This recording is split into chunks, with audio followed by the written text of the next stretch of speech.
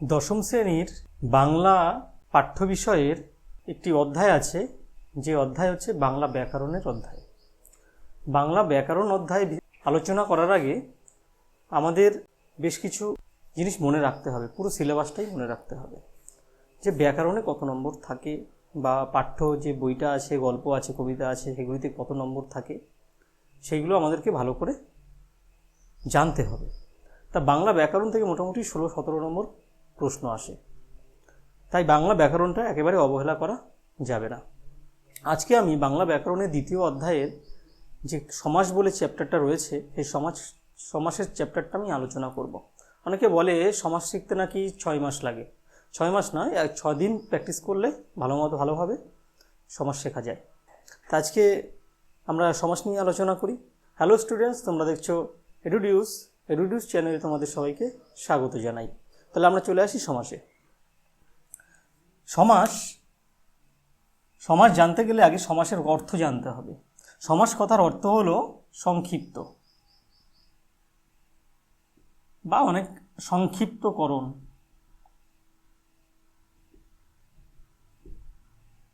বা সংক্ষেপ। তাহলে সমাস কথার অর্থ কি? সংক্ষিপ্ত বা সংক্ষিপ্তকরণ বা সংক্ষেপ। তাহলে যেটা অপশানে থাকবে তোমাদের, এটা কিন্তু পরীক্ষায় আসে, খুব ইম্পর্টেন্ট। সমাস কথার অর্থ কি? এমসিকিউ বেস প্রশ্ন যখন হয় তখন সেখানে কিন্তু সমাস কথার অর্থ আসে। তাহলে সমাস কথার অর্থ হলো সংক্ষিপ্ত বা সংক্ষিপ্তকরণ বা সংক্ষেপ। তোমরা ভালো করে এগুলো আমি যখন বলছি তোমরা কিন্তু নোট করে নেবে। খুব সুন্দর প্রশ্ন একটা। সমাস কথার অর্থ কি? সমাসের ব্যুৎপত্তি কি? ব্যুৎপত্তি হচ্ছে গঠনগত দিকটা কি, সমাসকে ভাঙলে কি কি বেরোয়। সমাসের ব্যুৎপত্তিগত অর্থ হচ্ছে সম উপসর্গের, এটা উপসর্গ এক ধরনের অব্যয়। সম উপসর্গের অস ধাতু, এই ধাতুর চিহ্ন দিয়ে দিয়েছি, অস ধাতু যুক্ত হচ্ছে এর আর এক নাম হচ্ছে ঘং প্রত্যয়। তাহলে এই ঘং প্রত্যয় তাহলে সম উপসর্গের অস ধাতুযুক্ত এটাকে বলে সমাস। সমাসকে ভাঙলে এটা বেরোয়, এটাও মনে রাখা দরকার, কারণ পরীক্ষা দিয়ে দিতে পারে। সমাসের ব্যুৎপত্তি হলো সম উপসর্গের অস ধাতুযুক্ত এবারে আমরা জানবো সমাস কাকে বলে। সমাসের সংজ্ঞা কি? সমাস কাকে বলে? সমাসে আমাদের আগে জানতে হবে সমাস কাকে বলে। এই সংজ্ঞাটা আলোচনা করতে গেলে তার আগে জানতে হবে সমাসে কটা পদ থাকে। আমি এখানে লিখে দিয়েছি 2 বা ততোধিক পদ লিখে দিয়েছি। তো 2 সমাসে কমপক্ষে 2টি পদ থাকবে, বা তার বেশি থাকতে পারে, কিন্তু কমপক্ষে 2টি পদ থাকবে। সেই এমন পদ যার অর্থ একে অপরের সাথে জড়িত, সম্পর্কযুক্ত, রিলেটেড। যে পদগুলি একে অপরের সাথে সম্পর্কযুক্ত, রিলেটেড, তাহলে তেমন পদের সংক্ষিপ্তকরণ হচ্ছে সমাস। তাই বলেছি পরস্পর অর্থ সম্বন্ধযুক্ত 2 বা ততোধিক পদের মিলনকে সমাস বলে। অর্থ সম্বন্ধযুক্ত থাকতে হবে, না হলে কিন্তু সমাস হবে না। অর্থ থাকতে হবে, যে পদগুলি থাকবে তার নিজস্ব অর্থ থাকবে এবং একে অপরের সাথে রিলেটেড, মানে সম্পর্কযুক্ত থাকতে হবে। সে তার যে সংক্ষিপ্তকরণ, সেই পদগুলি মিলে গিয়ে যে একটা নতুন পদ সৃষ্টি হলো, সেটাকেই বলে সমাস। তাই সমাস শিখতে গেলে আগে এই অর্থগুলো, এই প্রশ্নগুলো ভালো করে তোমাদেরকে জানতে হবে। কিন্তু বারবার বলছি, ব্যাকরণটা কিন্তু অত সহজে শেখা যায় না, আর একবার শিখে গেলে তোমার সারা জীবনে তুমি ভুলবে না। তাই ভালো করে প্র্যাকটিস করবে। সমাস কথার অর্থ কি? সমাস কথার অর্থ হচ্ছে সংক্ষিপ্ত বা সংক্ষেপ। সমাসের ব্যুৎপত্তি হচ্ছে সম উপসর্গের অস ধাতুযুক্ত সমাসের সংজ্ঞা কি? পরস্পর অর্থ সম্বন্ধযুক্ত 2 বা ততোধিক পদ। পরীক্ষায় এটাও আসে যে সমাসে কটি পদ থাকে, ঠিক আছে? কমপক্ষে 2টি। 2 বা ততোধিক পদের মিলনকে কি বলে? সমাস বলে। যেমন একটা উদাহরণ দিয়ে বোঝালে ভালো হবে। যেমন যদি বলি, যিনি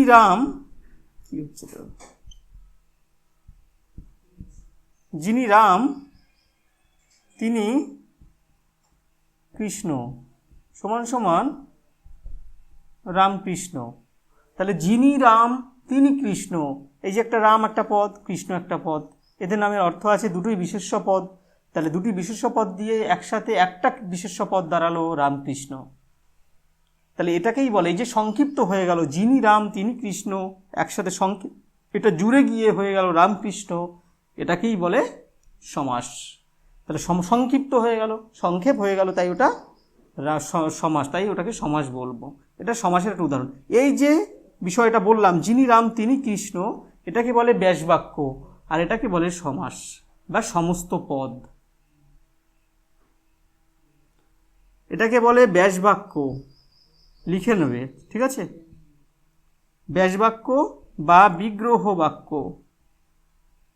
তাহলে সমাসের এইটা কি, যিনি রাম তিনি কৃষ্ণ, এটাকে বলে ব্যাসবাক্য বা বিগ্রহ বাক্য, আর এটাকে বলে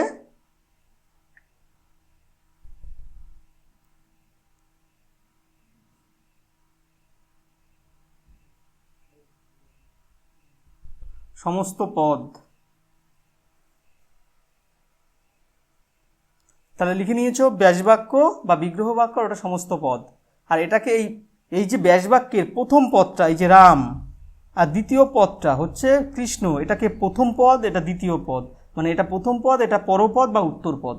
তাহলে এই প্রথম পদটাকে বলা হচ্ছে, প্রথম পদটাকে রামটাকে বলা হচ্ছে পূর্বপদ বা প্রথম পদ, আর এটা কৃষ্ণটাকে বলা হচ্ছে পরপদ বা উত্তর পদ। বুঝতে পারলাম? তাহলে এই যিনি রাম তিনি কৃষ্ণ, এইটা পুরোটাই একটা ব্যাস বাক্য, এটা একটা বাক্যের মতো। ব্যাস কথার অর্থ হচ্ছে, যে ব্যাস বাক্য না, ব্যাস কথার অর্থ হচ্ছে বিস্তার, বড় করে লেখা। তাহলে ব্যাস কথার অর্থ কি? বিস্তার। এই পুরো বাক্যটাকে বলা হচ্ছে ব্যাস বাক্য বা বিগ্রহ বাক্য, আর এটাকে সংক্ষিপ্ত করে যেটা পেলাম সেটা সমস্ত পদ, সেটা হচ্ছে রামকৃষ্ণ। ঠিক আছে?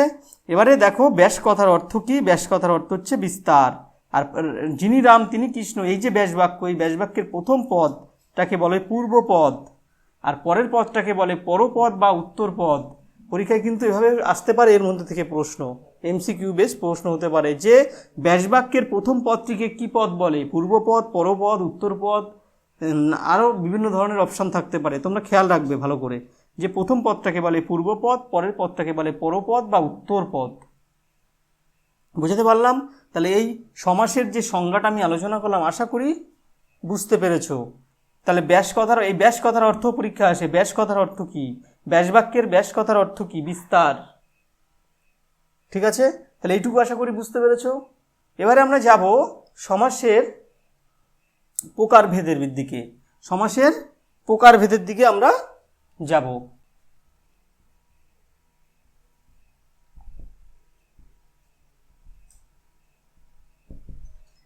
সমাসের প্রকারভেদ। সমাস মোটামুটি সাধারণত ধরে রাখবে সমাস 9 প্রকার।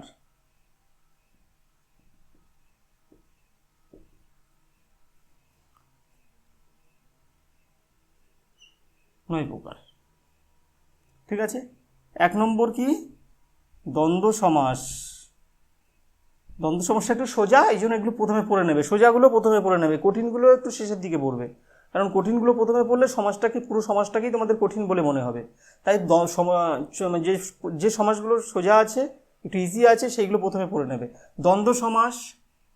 2 নম্বর দ্বিগু সমাস।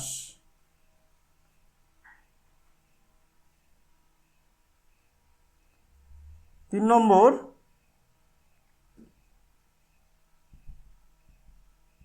কর্মধারয় সমাস। 4 নম্বর তৎপুরুষ সমাস। 5 নম্বর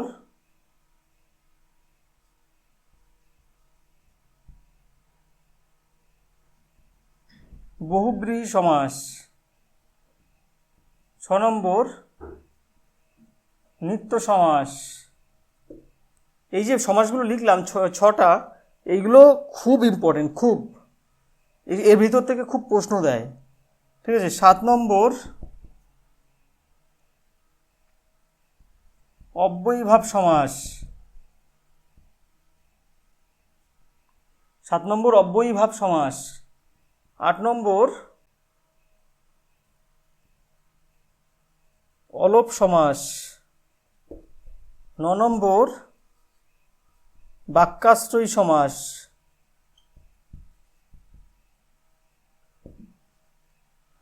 পেনের কালিটা একটু কম, তোমরা একটু ভালো করে দেখে নিও জুম করে। বাক্যাশ্রয়ী সমাস, আমি আরেকবার রিপিট করছি। সমাস 9 প্রকার।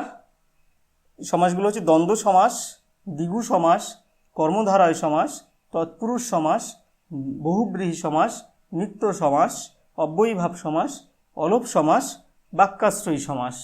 তাহলে এই সমাসগুলো আমরা প্রকারভেদটা বলে দিলাম। এবার একে একে এক একটা সমাস আমরা আলোচনা করব। তাহলে আজকে আমরা পড়াবো দ্বন্দ্ব সমাস, দ্বিগু সমাস, এই সমাসগুলো আজকে পড়াবো।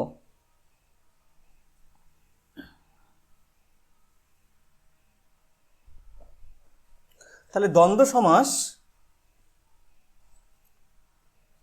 সমাস আলোচনা করার আগে আমাদেরকে জানতে হবে যে দ্বন্দ্ব কথার অর্থ কি। দ্বন্দ্ব কথার অর্থ কি, আমাদেরকে সেই দ্বন্দ্ব কথার অর্থ জানতে হবে। তাহলে দ্বন্দ্ব কথার অর্থ আমরা জানি, দ্বন্দ্ব কথার অর্থ আমরা জানি কি? দ্বন্দ্ব কথার অর্থ আমরা কি জানি না, দ্বন্দ্ব কথার অর্থ হচ্ছে কলহ বা বিবাদ বা ঝগড়া, এগুলো জানি আমরা। কিন্তু এই বাংলা ব্যাকরণে যে সমাসের দ্বন্দ্ব সমাস পড়তে গিয়ে আমরা কিন্তু এই অর্থগুলো এখানে কিন্তু খাটবে না। তাই দ্বন্দ্ব কথার অর্থ হচ্ছে এখানে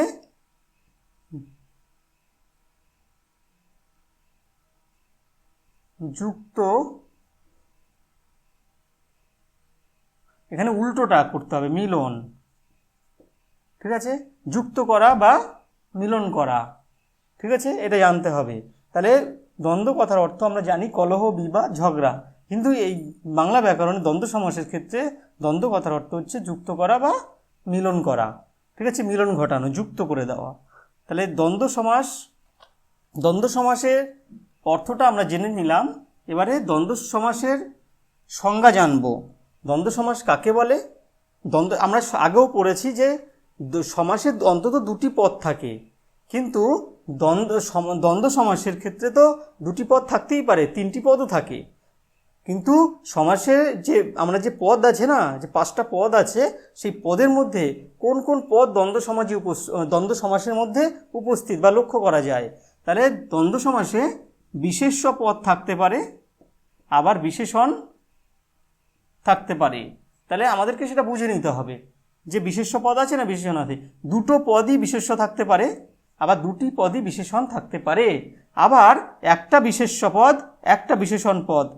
তাহলে দুটি পদ থাকতে পারে, একটা বিশেষ্য থাকতে পারে, একটা বিশেষণ থাকতে পারে, আবার দুটি বিশেষ্য পদ থাকতে পারে, আবার দুটি বিশেষণ পদ থাকতে পারে। তাহলে 3 রকমভাবে থাকতে পারে। তাহলে এটা আমাদের মনে রাখতে হবে। তাহলে দ্বন্দ্ব সমাসে কি হয়, দুটি বিশেষ্য পদ কিংবা বিশেষণ পদ যখন যুক্ত হয়ে যায়, যখন উভয় পদেরই অর্থ প্রাধান্য ঘটে, তখন সেটাকে আমরা কি বলবো? দ্বন্দ্ব সমাস। দ্বন্দ্ব সমাস এ কি কি পদ থাকে না, বিশেষ্য পদ আর বিশেষণ পদ। তাহলে দুটি পদই যখন যুক্ত হয়ে যাবে এবং উভয় পদের অর্থ প্রাধান্য ঘটবে, তখন তাকে কি বলবো? দ্বন্দ্ব সমাস। সাধারণভাবে একটু উদাহরণ দিয়ে বোঝালে ভালো হবে।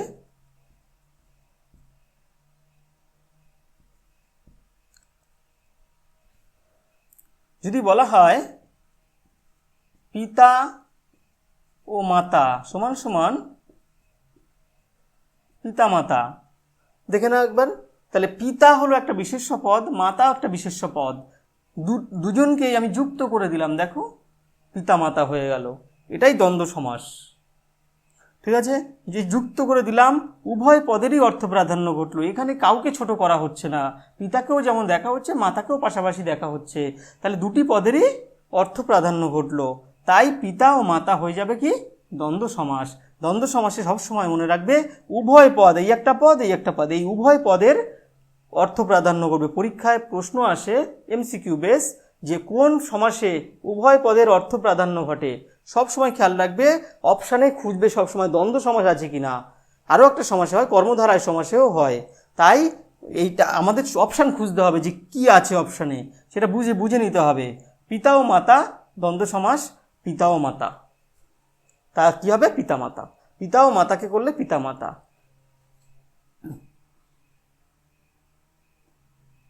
নদী ও নালা সমান সমান হয়ে গেল নদী নালা।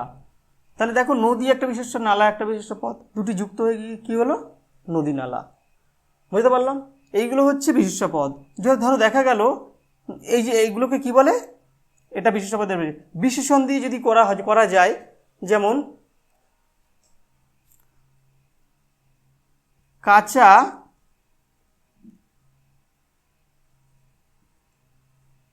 ও পাকা, কাঁচা পাকা,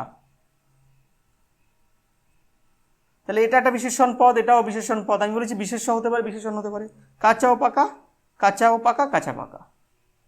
ঠিক আছে, এইভাবে বিশেষণ দিয়ে থাকতে পারে। একটা বিশেষণ আর একটা বিশেষ্য পদ থাকতে পারে। যেমন যদি একটা উদাহরণ দেওয়া যায় যে বিশেষণ পদ আর বিশেষ্য পদ মিশে আছে, দ্বন্দ্ব সমাসের উদাহরণ আমরা দিলাম যে বিশেষ্য পদ দিয়ে, বিশেষণ পদ দিয়ে। এবারে দেখো দ্বন্দ্ব সমাসের বিভিন্ন প্রকার আছে। তা প্রকারের মধ্যে খুব একটা প্রকার আমরা আলাদা করে পড়ি না, কিন্তু একটু দেখে রাখলে ভালো হয়। যেমন একশেষ দ্বন্দ্ব, দ্বন্দ্ব সমাসের মধ্যে প্রকার হচ্ছে একশেষ দ্বন্দ্ব। এই একশেষ দ্বন্দ্বটা কি?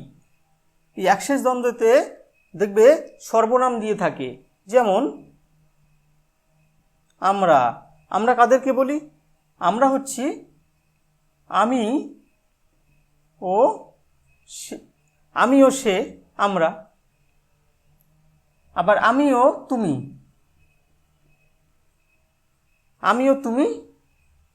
আমরা। তাহলে আমরাকে ভাঙলে কি হয়? আমি ও তুমি, এটা হচ্ছে একশেষ দ্বন্দ্ব। আবার আমি তুমি, তিনজন যদি আমি বানাই, আমি তুমি ও সে, তাহলে তিনজন হয়ে গেল, এটাও কিন্তু আমরা। এটাকে বলে একশেষ দ্বন্দ্ব। খুব একটা প্রকার আসে না, কিন্তু তবু তোমরা জানতে হবে, একটু জেনে নিলে ভালো হয়। কারণ পরীক্ষায় কি প্রশ্ন দেবে তো কিছু বলা যায় না, একটু ব্যাকরণটা একটু খুঁটিয়ে প্রশ্ন দেয়, তাই তোমরা একটু ডিপে গিয়ে পড়বে। তাহলে একশেষ দ্বন্দ্ব কি হলো? এই যে আমরা, বিশেষণ, এই দেখো সব সর্বনাম দিয়ে তৈরি হলো। তাহারা, সে, তুমিও সে। এটাকে যদি তোমরা বানাই আরো ভালো হয়।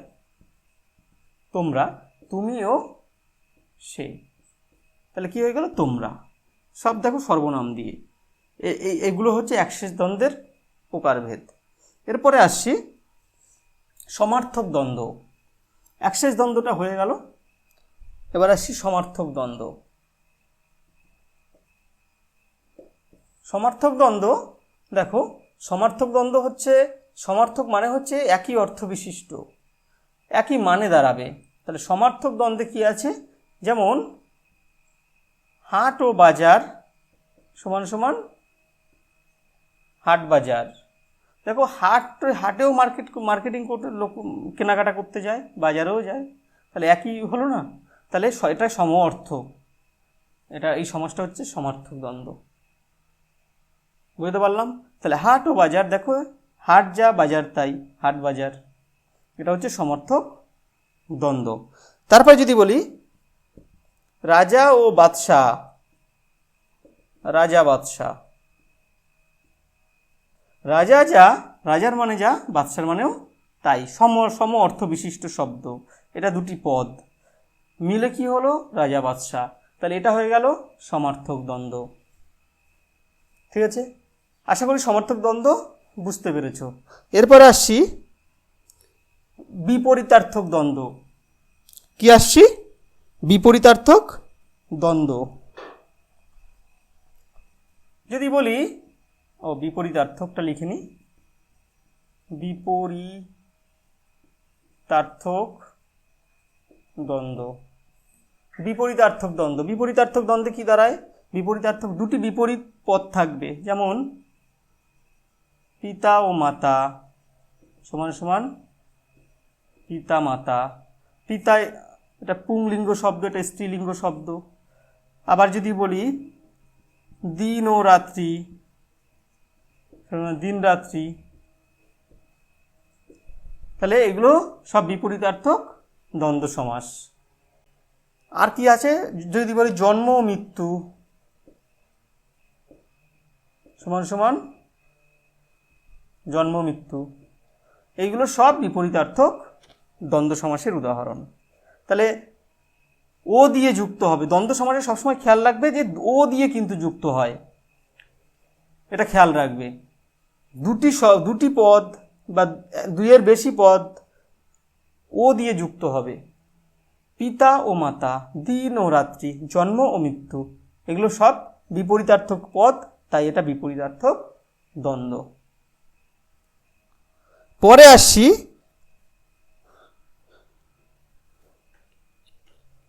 বহুপদী দ্বন্দ্ব।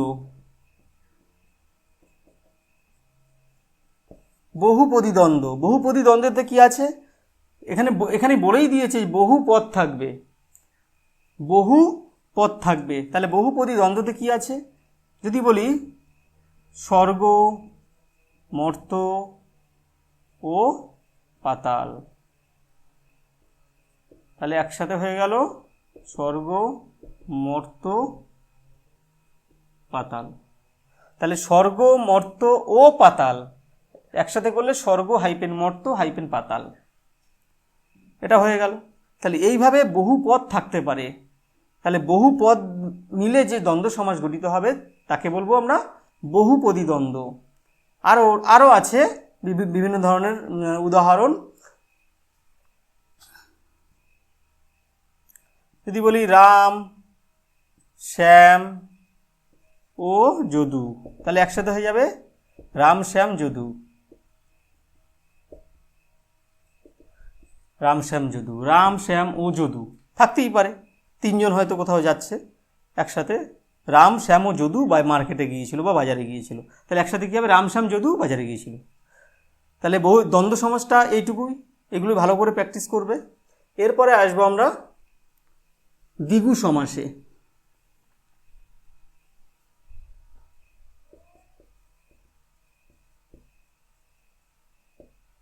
দ্বিগু সমাস,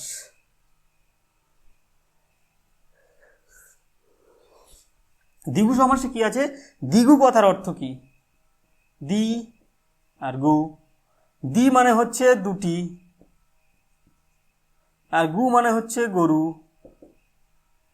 তাহলে দুটি গরু, তার মানে দ্বিগু কথার অর্থ হচ্ছে দুটি গরু দিয়ে যা কেনা হয়েছে, দুটি গরু দিয়ে যা কেনা হয়েছে। মনে রাখবে দ্বিগু কথার অর্থ পরীক্ষায় আসে দুটি গরু দিয়ে যা কেনা হয়েছে। আগেকার দিনে গরুর কিন্তু খুব মূল্য ছিল, গরুকে সম্পদ বলে বিবেচনা করা হতো, তাই গরুর মূল্য কিন্তু আগেকার দিনে বেশি ছিল। দুটি গরু দিয়ে যা কেনা হয়েছে, গরুর কেনাবেচার মাধ্যম ছিল, করি কেনাবেচার মাধ্যম ছিল, গরু দিয়ে জিনিসপত্র নেওয়া হতো। তাহলে দুটি গরু দিয়ে যা কেনা হয়েছে তাকে বলে দ্বিগু, ভালো করে খেয়াল করবে। এই দ্বিগু সমাসে দুটো পদ তো থাকেই। প্রথম পদটা হচ্ছে সংখ্যাবাচক, ধরো পূর্বপদ আছে আর পরপদ আছে। এই পূর্বপদ কিন্তু সংখ্যাবাচক হয়, আর পরপদ হয় বিশেষ্য পদ, আর শেষে সমাহার থাকে, শেষে সমাহার অর্থ প্রকাশিত হয়। যেমন যদি উদাহরণ দিই,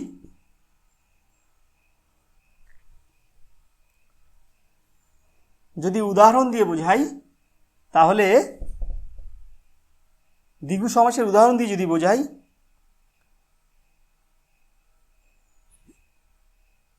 সেতার,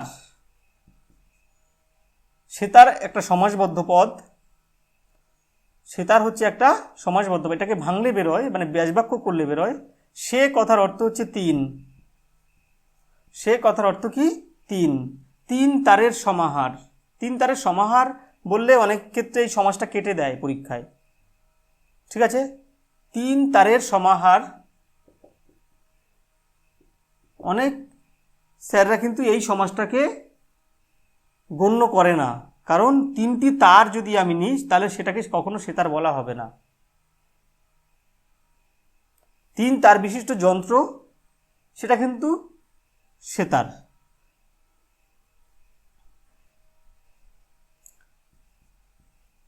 পঞ্চবাণ 5টি বাণের সমাহার।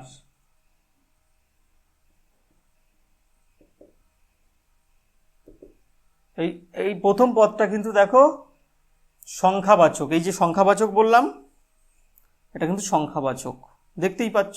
আর পরেরটা বিশেষ্য পদ, দেখো বাণ হচ্ছে বিশেষ্য পদ, আর সমাহার অর্থ প্রকাশিত হয়েছে এখানে। তাহলে পঞ্চবাণ 5টি বাণের সমাহার, তাহলে এটা হচ্ছে দ্বিগু সমাস। আরও উদাহরণ আছে, আমরা এক এক করে দ্বিগু সমাসের যে উদাহরণগুলো সেটা পড়ব। তাহলে আমরা কি দেখলাম না, পঞ্চবাণ হচ্ছে 5টি বাণের সমাহার। পঞ্চনদের সমাহার। নদ মানে নদী, 5টি নদীর সমাহারকে বলে পঞ্চনদ। এটা কিন্তু সমাস, এইটা কিন্তু ব্যাসবাক্য, মনে রাখবে। আমি একটু উল্টো দিক থেকে লিখেছি, ব্যাসবাক্যটা প্রথমে হয়, সমাসটা পরে লিখতে হয়, তাহলে সুবিধা হয় পড়তে। আমি উল্টোভাবে লিখেছি, তোমরা একটু বুঝে নিও। পঞ্চনদ 5টি নদ, পঞ্চনদের সমাহার হচ্ছে পঞ্চনদ। সপ্তাহ হচ্ছে, সপ্তাহ কাকে বলি আমরা? 7টি দিনকে। তাহলে সপ্তাহ হচ্ছে সপ্ত অহের সমাহার। সপ্ত-অহের সমাহার সপ্তাহ। নবরত্নের সমাহার, নবরত্ন। নবগ্রহের সমাহার। তাহলে দেখো সব শেষে সমাহার অর্থ প্রকাশিত হয়েছে। প্রথমটা দেখো সব সংখ্যাবাচক, নব, সপ্ত, পঞ্চ, 5টি, পঞ্চবাণের 5টি বাণ আছে না, পঞ্চবাণের সমাহার লিখলেও হবে, পঞ্চবাণের সমাহার, সবই সংখ্যাবাচক, ঠিক আছে। আর পরেরগুলো দেখো সব বিশেষ্য পদ, আর শেষে সমাহার অর্থ প্রকাশিত হয়েছে। তাহলে এইগুলো হচ্ছে দ্বিগু সমাস। চৌমাথা, তাহলে 4টি মাথার সমাহার। যেখানে চারটি রাস্তা এক জায়গায় এসে মানে জড়ো হয় বা এক জায়গায় এসে জোরে, সেটাকে বলে চৌমাথা। তাহলে 4টি মাথার, আমাদের মাথা নয়, রাস্তার মাথা আর কি, 4টি মাথার সমাহার, চৌমাথা।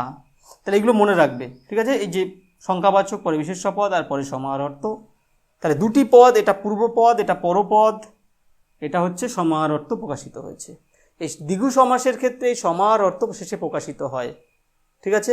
প্রথম পদটা সংখ্যাবাচক হয়। পরীক্ষায় কিন্তু আসে কোন সমাসে পূর্বপদ সংখ্যাবাচক হয়, খেয়াল করবে, ভালো করে খেয়াল করবে। একদিনে অনেক সমাস পড়বে না, অল্প অল্প করে পড়বে। প্রতিদিন 2টো করে সমাস পড়বে। 2টো মানে 2 ধরনের প্রকারভেদ। 9টা প্রকারভেদ বললাম, এই যে 9টা প্রকারভেদ, প্রতিদিন 2টো প্রকারভেদ করে পড়বে। দেখবে 6 দিনে তোমার সব মোটামুটি রিভাইজ সব হয়ে যাবে। তাই ভালো করে তোমরা পড়ে নেবে এইগুলো। তাহলে এই দ্বিগু সমাস আমরা আলোচনা করলাম, এগুলো দ্বিগু সমাস। দ্বিগু কথার অর্থ কি? 2টি গরু দিয়ে যা কেনা হয়েছে। দ্বিগু সমাসের উদাহরণ এইগুলো দিলাম। এই উদাহরণগুলো বারবার করে পড়বে। এই উদাহরণগুলো পড়লে এর সম অর্থ বিশিষ্ট যে সমাসগুলো দেবে তোমরা কিন্তু পেরে যাবে। পরীক্ষা একটু মাথা খাটাতে হবে যে কোন সমাসের মধ্যে পড়ছে, খেয়াল রাখবে, ঠিক আছে। আর মোটামুটি মাধ্যমিক পরীক্ষার আগে তো আমরা আলোচনা করব যে কোন কোন ব্যাকরণের কোন কোন জায়গা থেকে প্রশ্নগুলো ইম্পর্টেন্ট, সেগুলো আমরা আলোচনা করব। এগুলো নিয়ে টেনশন করার কিছু নেই, ঠিক আছে। এখন আপাতত এগুলো রিভাইজ করো, আশা করি ভালো রেজাল্ট করতে পারবে। এখন থেকে স্টাডি করবে। তাহলে আমরা দ্বিগু সমাস আলোচনা করলাম। এখন আমরা আলোচনা করব কর্মধারয় সমাস। আমরা আলোচনা করব কি? কর্মধারয় সমাস।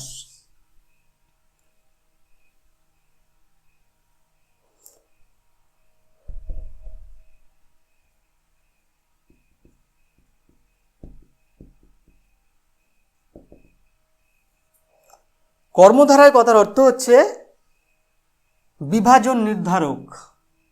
বা কর্মকে ধারণ করে যে,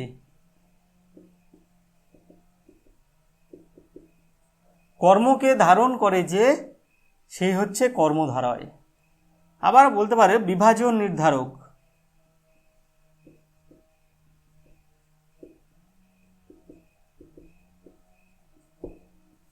এই দুটো অর্থ জেনে রাখবে কর্মধারয়, জানাটা খুবই জরুরি। অপশান খুঁজবে যে কোনটা অপশানে রয়েছে। তাহলে এবারে আমরা আসছি কর্মধারয় সমাস কাকে বলে। কর্মধারয় সমাস কাকে বলে? যে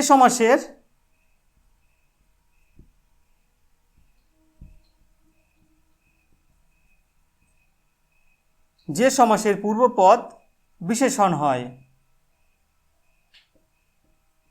এবং পরপদের অর্থ প্রকাশিত হয়, পরপদের অর্থ প্রকাশিত হয়, তাকে কর্মধারয় সমাস বলে।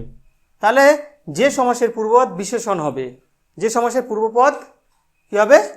বিশেষণ হবে এবং পরপদের অর্থ প্রকাশিত হবে, তাকে কর্মধারয় সমাস বলে। তাহলে কর্মধারয় সমাসের পূর্বপদ কিন্তু বিশেষণ, পরপদের অর্থ, পরপদের অর্থ এইটা কিন্তু মনে রাখবে, পরপদের অর্থ প্রকাশিত হয়, মানে পরপদের অর্থ প্রাধান্য পায়, পরপদের অর্থ প্রাধান্য পায়। তাহলে পরপদের অর্থ প্রাধান্য পায়। আগে আমরা দ্বন্দ্ব সমাসে কি পড়েছিলাম? দুটো পদেরই অর্থ প্রাধান্য ঘটছে, কিন্তু এই কর্মধারয় সমাসে কিন্তু পরপদের অর্থ প্রাধান্য পাচ্ছে। তাই ভালো করে খেয়াল রাখবে, পূর্বপদটা বিশেষণ, পরপদের অর্থ প্রাধান্য পাচ্ছে। এবারে একটা উদাহরণ দিই, যেমন একটু উদাহরণ দিলে ভালো হয়, উদাহরণ, কারণ ব্যাকরণের ক্ষেত্রে উদাহরণটা খুব জরুরি। যেমন নীল যে শাড়ি সমান সমান নীল শাড়ি। তাহলে এই দেখো প্রথম পদটা হচ্ছে কি বিশেষণ, কিন্তু নীল বললে কিছু বুঝতে পারছে না, মানে নীল যে শাড়ি, তাহলে শাড়িটা নীল, শাড়িটা কেমন রঙের? নীল রঙের। শাড়ির অর্থটাই প্রাধান্য পাচ্ছে, শাড়িটা কেমন ধরনের? নীল। তাহলে শাড়ির অর্থটা প্রাধান্য পাচ্ছে। আর এইটা বিশেষণ, এইটা হচ্ছে বিশেষণ, এইটা বিশেষ্য, এই বিশেষ্য পদের অর্থ প্রাধান্য পাচ্ছে। একসাথে হয়ে গেল নীল শাড়ি। নীল যে শাড়ি, নীল শাড়ি। আরও উদাহরণ আছে, কাঁচা যে কলা, কাঁচা যে কলা সমান সমান কাঁচকলা। কি হলো? কাঁচা যে কলা সমান সমান কাঁচকলা। তাহলে কাঁচা যে কলা সমান সমান কাঁচকলা। তাহলে কাঁচাটা বিশেষণ পদ, এইটা বিশেষ্য পদ। তাহলে কলাটা কাঁচা, কার অর্থ প্রাধান্য পাচ্ছে? কাঁচা না কলা? কলার অর্থ প্রাধান্য পাচ্ছে, মানে কলাটার অর্থ প্রধানভাবে এখানে উপস্থিত হচ্ছে এই বাক্যের মধ্যে। তাহলে কাঁচা যে কলা, তাহলে আমরা যদি শুধু কাঁচা বলি হবে না, শুধু কলা বললে কিন্তু হবে, কিন্তু কলাটা কেমন? কাঁচা, কলাটা পাকা নয়। পাকা যে কলা, পাকা কলা, এটাও হবে। তাহলে কিন্তু কলাটার অর্থ, পরপদের অর্থ, শাড়ির অর্থ, কলার অর্থ, এই যে শেষের পদগুলো, উত্তর পদগুলো, এগুলো কিন্তু প্রাধান্য পাচ্ছে। তাই পরীক্ষায় আসে কোন সমাসে পরপদের অর্থ প্রাধান্য পায়? বলবে কর্মধারয় সমাসে, একদম চোখ বুঝে, ঠিক আছে? আর কোন সমাসে পূর্বপদের অর্থ, মানে উভয় পদের অর্থ প্রাধান্য পায়? বলবে দ্বন্দ্ব সমাসে। মনে রাখবে কিন্তু, বারবার বলছি। তাহলে এখন দেখো কর্মধারয় সমাসের প্রকারভেদ আছে অনেকগুলো, জানা জরুরি। কেউ যদি মনে করো আমি পড়বো না, তাহলে কিন্তু প্রশ্ন মানে স্লিপ খেয়ে যেতে পারে, সুতরাং একটু জানা জরুরি। কর্মধারয় সমাসের প্রকারভেদ আছে, সেটা হচ্ছে কর্মধারয় সমাস কিন্তু 5 প্রকার। কর্মধারয় সমাস হচ্ছে 5 প্রকার। 1 নম্বর সাধারণ কর্মধারয় সমাস,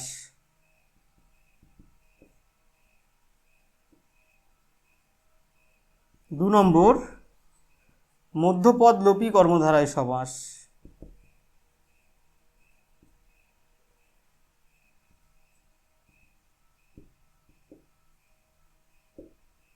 3 নম্বর আসছি। 3 নম্বর হচ্ছে উপমান কর্মধারায় সমাস।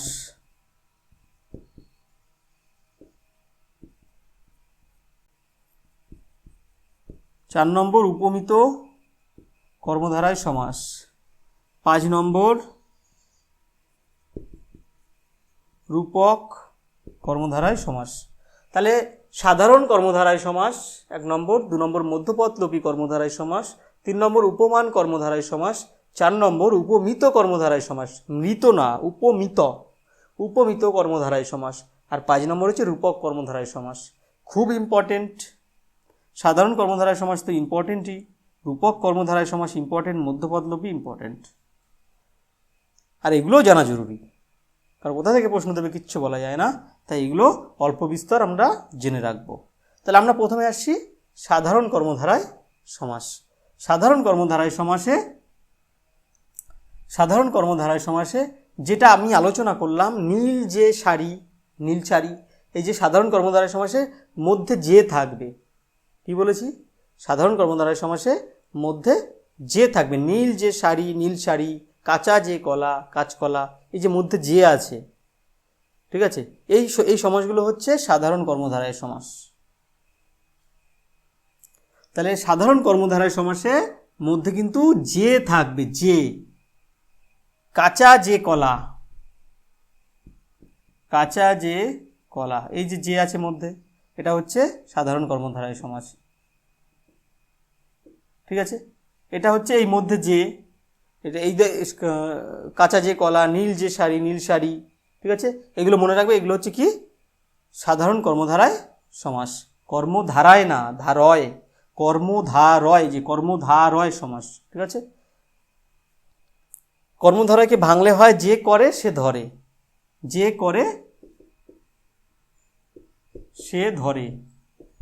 ঠিক আছে, মানে কর্মকে ধরে, কিন্তু অন্য কিছু ধরে না, কর্মকে ধারণ করে যে, ঠিক আছে।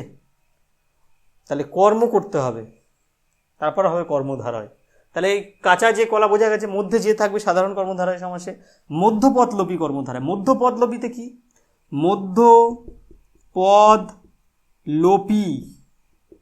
মধ্যপদলোপী কর্মধারায় সমাস। আমরা এর মধ্যেই বুঝতে পারছি, লোপী মানে লোপ পাওয়া, লুপ্ত হয়ে যাওয়া, মধ্যের পদ লোপ পায়। তাহলে যে সমাসে ব্যাসবাক্যের মধ্যের পদ লোপ পেয়ে যায় তাকে কি বলবো, মধ্যপদলোপী কর্মধারায় সমাস। একটা উদাহরণ দিয়ে বোঝাই, যে জামাইয়ের সামনে জামাই ষষ্ঠী আসছে, জামাইয়ের কল্যাণার্থে ষষ্ঠী। তোমরা যদি জামাই ষষ্ঠী খেতে যাও তোমাদের এই সমাসটা মনে পড়বে। তাহলে জামাইয়ের কল্যাণার্থে ষষ্ঠী সমান সমান জামাই ষষ্ঠী, বুঝতে পারলাম। তাহলে দেখো এই কল্যাণার্থে কথাটা কিন্তু জামাই ষষ্ঠীতে নেই, এই জামাই ষষ্ঠীর ভিতরে কিন্তু নেই, লুপ্ত হয়ে গেছে। এই মধ্যের পদ লোপ পেয়েছে বলেই এটা হচ্ছে মধ্যপদলোপী কর্মধারায় সমাস। আরেকটা যদি বলি, সিঁদুর রাখিবার কৌটা, হয়ে গেল সিঁদুর কৌটা। তাহলে দেখো এই যে মধ্যের পদ লোপ পেয়ে গেল, ওখানে নেই কিন্তু রাখিবার কথাটা। তাহলে সিঁদুর রাখিবার কৌটা, রাখিবার কথাটা কিন্তু ওখানে নেই। তাহলে এই ধরনের মধ্যের পদ লোপ পেলে তাকে মধ্যপদলোপী কর্মধারায় সমাস বলা হয়। তাহলে মধ্যপদলোপী, আরেকটা বলতে হয় ঘি মিশ্রিত ভাত, এই মিশ্রিত কথাটা কিন্তু এইখানে ঘি ভাতে নেই। তাহলে ঘি মিশ্রিত ভাত, তাহলে এই মিশ্রিত কথাটা কিন্তু ঘি ভাতে নেই, তাই এটা হয়ে গেল মধ্যপদলোপী কর্মধারায় সমাস, ঠিক আছে। আমরা বহুরূপী পড়েছি, বহুরূপী আছে কি আছে, জগদীশ বাবু। তাহলে জগদীশ নামক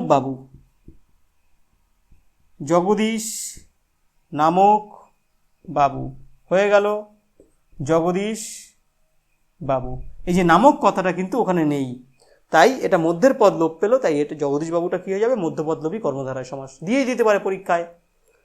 যে জগদীশবাবু কৃপণ মানুষ ছিলেন বলে তোমাদের বলতে পারে যে এর এই লাইনটির মধ্যে কোনটি সমাসবদ্ধ পদ আছে, তোমরা জগদীশবাবুকে খুঁজে বার করতে হবে এবং সেটি ব্যাসবাক্য সহ সমাসের নাম লেখো। এভাবে আসে পরীক্ষায়, একটা লাইন দেবে, তার মধ্যে থেকে তোমাকে বার করতে হবে কোনটি সমাসবদ্ধ পদ, এবং সেটি বার করার পরে সেটিকে ব্যাসবাক্য করতে হবে এবং সমাসের নাম লিখতে হবে। খুব কিন্তু টাফ কিন্তু ওইগুলো দিলে, ওগুলো কিন্তু দিয়েছে কয়েক বছর মাধ্যমিকে আমি দেখেছি। তাহলে এরকম ভালো করে খেয়াল না করলে কিন্তু পারবে না। তাহলে মধ্যের পদ লোপ পেল, তাই হয়ে গেল এটা মধ্যপদলোপী কর্মধারয় সমাস। আশা করি মধ্যপদলোপী কর্মধারয় সমাস বোঝা গেছে।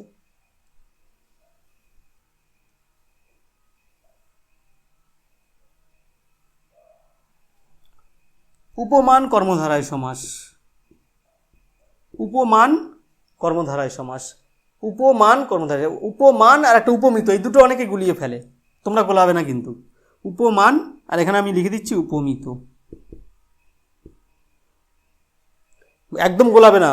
উপমান উপমিত সবাই গুলিয়ে ফেলে। তাহলে উপমান হচ্ছে মান বললে মনে রাখবে মান সম্মান, এইভাবে মনে রাখবে। এটা মনে রাখার একটা টেকনিক, মান সম্মান। উপমান বলেছে মান সম্মান, তাহলে মান সম্মান কোথায় থাকে? মান সম্মান আমাদের শরীরের ভেতর থাকে, তাহলে সেটা কোনো ব্যাসবাক্যের মধ্যে থাকবে সম্মানটা, এই উপমান। যেমন ধরা দেখা গেল, হয়ে গেল কাজলের ন্যায় কালো, কাজল কালো। দেখো এই যে ন্যায় কোথায় এলো? মধ্যে এলো। আমি ন্যায় কথাটা তুলে দিতে পারি, কিন্তু তুলে দিলে মানে আসবে না। এই ন্যায় কথাটা মধ্যে এসে মনে রাখবে এটা উপমান। এই যে মধ্যে ন্যায় কথাটা বসিয়ে কাজলের ন্যায় কালো, কাজলটা কি কালো, মানে কালো ধরনের, আর কালোটা কীরকম সেটা তার ওটা বোঝানোর জন্য কাজলটাকে ব্যবহার করা হয়েছে। এটা হচ্ছে এর মানে কি বলা যায়, রূপম, মানে রূপক অর্থ এর প্রকাশ পাচ্ছে। আমরা অনেক ক্ষেত্রে বলি না যে অ্যাজ হোয়াইট অ্যাজ আইস, তাই বলি না উদাহরণের ক্ষেত্রে। সেক্ষেত্রে কাজলের ন্যায় কালো, এই কালোটাকে তুলনা করা হয়েছে কাজলের সাথে, ওরকম কালো। তাহলে এই ন্যায়টা এসে এর মানেটাকে আরও সুন্দর করেছে, তাই এটা হচ্ছে উপমান। কাজলের ন্যায় কালো। আমরা অভিষেকে কি পড়েছি? বিধুমুখী, বিধুর ন্যায় মুখ, বিধুর ন্যায় মুখ। তাহলে এই যে ন্যায় এলো মাঝখানে, যদিও এটা বিধুর ন্যায় মুখ যার হবে, কিন্তু বিধুমুখী আমি বোঝানোর জন্য বলছি এই মাঝখানে ন্যায় এসছে। এরকম সমাস হলে কিন্তু তোমাদের কিন্তু ধরে রাখতে হবে উপমান, এটা যেন মনে থাকে। তারপর হচ্ছে বরফের ন্যায় সাদা, বরফের ন্যায় সাদা, বরফ সাদা, বরফের ন্যায় সাদা, বরফ সাদা। এই যে মাঝখানে ন্যায় এসছে, ন্যায় মাঝখানে থাকলেই এই উপমান, বুঝতে পারলাম? ন্যায় মাঝখানে থাকলেই উপমান, আর ন্যায় যদি পিছনে চলে যায় তাহলে উপমিত। বলে দিচ্ছি কোনটা উপমিত। মিশির মতো কালো, মিশির ন্যায়, ন্যায় মানে মতো, মিশির ন্যায় কালো, মিশ কালো। আমরা বলি না একটা মিশ কালো বিড়াল, তার মানে কি? মিশ কালো কি অনেকেই জানে না মিশ কালোটা কি। মিশির ন্যায় কালো তাকে বলে মিশ কালো। মিশি হচ্ছে কালি, কালি। মিশি কথার অর্থ হচ্ছে কালি। ওই যে আমরা উনুনে ফুনুনে রান্নাবান্না করলে যে হাঁড়ি বা কড়াইয়ের নিচের দিকটা কালো হয়ে যায় না, ওই কালি হচ্ছে কি মিশি। তাহলে মিশির ন্যায় কালো তাকে বলে মিশ কালো, একদম খুব কালো আর কি। তাহলে এই যে ন্যায় মাঝখানে এসছে এটা হচ্ছে কি উপমান। তাহলে ন্যায় মাঝখানে থাকলে, ব্যাসবাক্যের মাঝখানে যদি ন্যায় থাকে, উপমান একদম ডাইরেক্ট বলে দেবে যে উপমান কর্মধারয় সমাস। ঠিক আছে, উপমান কর্মধারয় সমাস। এবার উপমান তো বুঝলাম, উপমিতটা কি হবে? এই ন্যায়টা শেষের দিকে চলে যাবে। ন্যায়টা কোথায় চলে যাবে? শেষের দিকে। সিংহ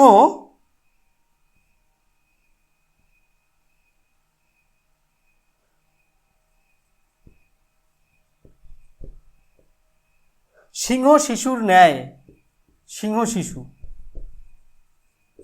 তাহলে কি হলো? সিংহ শিশুর ন্যায়, দেখো শেষে ন্যায় চলে গেছে, সিংহ শিশু, সিংহ শিশুর ন্যায়। আবার এটাকে যদি আমি বলি শিশু সিংহের ন্যায়, শিশু সিংহের ন্যায়, সিংহ শিশু।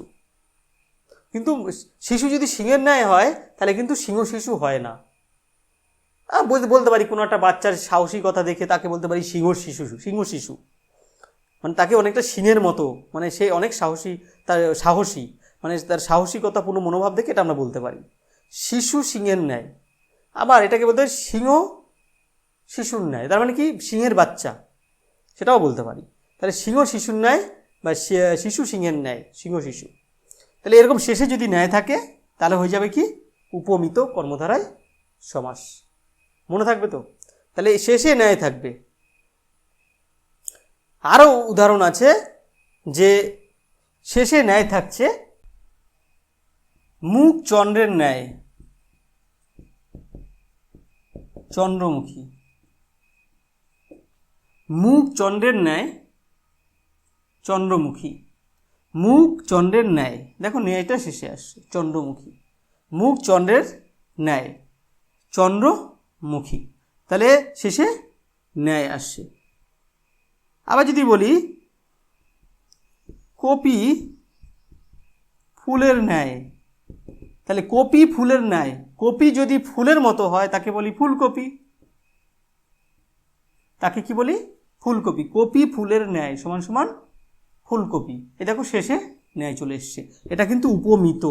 শেষে ন্যায় থাকলে উপমিত কর্মধারায় সমাস, শেষে ন্যায় থাকলে মনে থাকবে। চরণ কমলের ন্যায়, চরণ কমলের ন্যায় চরণ কমল, চরণ পদ্ম বলে, চরণ পদ্ম, রামের ছিল কমল, তাহলে চরণ কমলের ন্যায়, কমল মানে পদ্ম ফুল, তাহলে চরণটা পা যদি পদ্ম ফুলের ন্যায় হয় তাকে চরণ কমল বলে, শেষে ন্যায় এসে গেছে। তাহলে এরকম সমাসকে বলবো উপমিত কর্মধারায় সমাস। আশা করি এটা বোঝা গেছে। উপমান উপমিত, উপমান হলে ন্যায়টা মাঝখানে আসবে, আর উপমিত হলে ন্যায়টা শেষে যাবে, আর কিছুই না। ঠিক আছে, এই দুটো গোলাবে না, উপমিততে শেষে ন্যায় থাকে আর উপমানে মধ্যে ন্যায় থাকে, এটা ভালো করে খেয়াল করবে। এবার আসছি রূপক কর্মধারায় সমাস। কি আসছি না? রূপক কর্মধারায় সমাস। রূপক খুব ইম্পর্টেন্ট, রূপক কর্মধারায় সমাস পরীক্ষায় আসে, বারবারই দিয়েছে রূপক কর্মধারায় সমাস। রূপক মানে রূপ বা তুলনা, রূপ বা তুলনা করবে। তাহলে যে কর্মধারায় সমাসে মধ্যে রূপ অর্থ প্রকাশিত হবে বা তুলনা করা হবে, দুটির মধ্যে একটা সামঞ্জস্য বিধান করা হবে, তাহলে সেরকম সমাসকে কি বলবো? রূপক কর্মধারায় সমাস। যেমন যেমন যদি বলি মন রূপ মাঝি, মন রূপ মাঝি সমান সমান মনোমাঝি, তাহলে এই দেখো মধ্যে রূপ এসেছে, এসেছে কি না? মন রূপ মাঝি সমান সমান কি হলো? মন মাঝি, দেখো মধ্যে রূপ এসেছে, তাহলে মনের সাথে মাঝির তুলনা, মাঝির সাথে মনের তুলনা, এই যে তুলনা করা হলো রূপ অর্থ মানে রূপ শব্দটা দিয়ে, তাহলে এটা হয়ে গেল মন মাঝি একসাথে। এই রূপ থাকলে সবসময় বলবে কি? রূপক কর্মধারায় সমাস।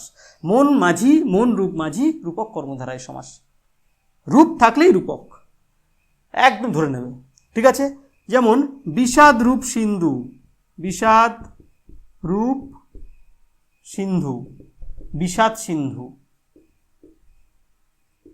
ঠিক আছে, বিষাদ রূপ সিন্ধু, এই যে দেখো রূপ এসছে। বিষাদ মানে দুঃখ, সিন্ধু কিরকম? বিষাদের মতো। এই বিষাদকে তুলনা করা হচ্ছে সিন্ধুর সাথে, সিন্ধুকে বিষাদের সাথে। এই যে তুলনা করা হচ্ছে রূপ অর্থ, রূপ শব্দটা দিয়ে, এটাই হচ্ছে বিষাদ সিন্ধু, এটা হচ্ছে রূপক কর্মধারায় সমাস। রূপক কর্মধারায় সমাসের একটাই বৈশিষ্ট্য, মধ্যে রূপ থাকবে, তুলনা করা হবে দুটির মধ্যে। ঠিক আছে, এটাও একটা বিশেষ্য পদ, এটাও একটা বিশেষ্য পদ, দুটি বিশেষ্য পদের মধ্যে তুলনা, রূপ অর্থ রূপ দিয়ে। তাহলে বিষাদ রূপ সিন্ধু, আখি রূপ পাখি, আখি রূপ পাখি সমান সমান, আখিতে চন্দ্রবিন্দু হবে, আখি পাখি। আঁখি রূপ পাখি, এই যে রূপ দিয়ে পাখির সাথে আঁখির তুলনা, তাহলে আঁখি রূপ পাখি সমান সমান আঁখি পাখি। তাহলে প্রাণ রূপ পাখি, প্রাণ পাখি, প্রাণ রূপ পাখি সমান সমান প্রাণ পাখি। এই যে প্রাণের সাথে পাখির তুলনা, ঠিক আছে, রূপ দিয়ে। এই গেল রূপক কর্মধারয় সমাস। আশা করি বুঝতে পেরেছো। দেখা হবে পরের ভিডিওতে পরের সমাসগুলি নিয়ে। ততক্ষণ পর্যন্ত এই 3টে সমাস ভালো করে প্র্যাকটিস করো। আমাদের চ্যানেলে সবসময় ফলো রেখো আর লাইক সাবস্ক্রাইব করে দিও। ভালো থেকো।